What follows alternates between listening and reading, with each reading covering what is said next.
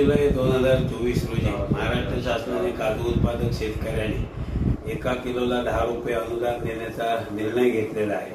हा निर्णय शेतकऱ्यांना ज्या काही जाचकटी या GR मध्ये आहे, GSTचं बिल असेल किंवा वेगवेगळ्या प्रकारची जाचकटी घालून शेतकऱ्यांना कशा पद्धतीने हे पैसे मिळणार नाहीये असाच प्रयत्न या GRच्या माध्यमातून करण्यात आलेला आहे। आणि म्हणून जिल्हा शिवसेनेच्या वतीने कुडाळ मालवणचे आमदार सन्माननीय वैभवजी नाईक यांच्या नेतृत्वाखाली 30 तारीखला जिल्हाधिकारी कार्यालयाच्या समोर काजू टरफलांची होळी करून त्या होळीमध्ये या GRची होळी करून त्याचा निषेध करणार आहोत। शासनाने 30 तारीखच्या आत या GR मध्ये बदल करावा।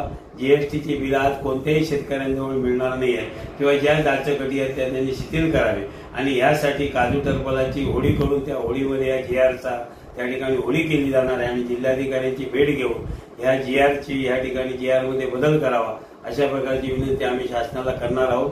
तर जास्तीत जास्त सिंधुदुर्ग जिल्ह्यातील काजू उत्पादक शेतकऱ्यांनी 30 तारीखला 11:30 वाजता जिल्हाधिकारी कार्यालय येथे काजू उत्पादक शेतकऱ्यांनी हजर राहावं। ज्या ज्या काजू उत्पादक शेतकऱ्यांवरती अन्याय होतो, एकंदरीत जे शासनाने सांगितलं होतं की काजूला हमीभाव आम्ही देणार आहोत, पण हमीभाव ते देऊ शकत नाहीये।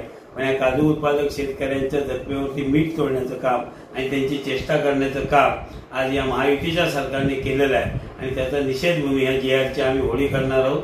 शासनाने या GR मध्ये शेतकऱ्यांच्या हिताचे बदल करावे आणि बदल करण्यासाठी आमदार वैभव नाईक यांच्या नेतृत्वाखाली आम्ही या GRची होळी करण्याचा निर्धार जिल्हा शिवसेनेच्या वतीने करण्यात आलेला आहे।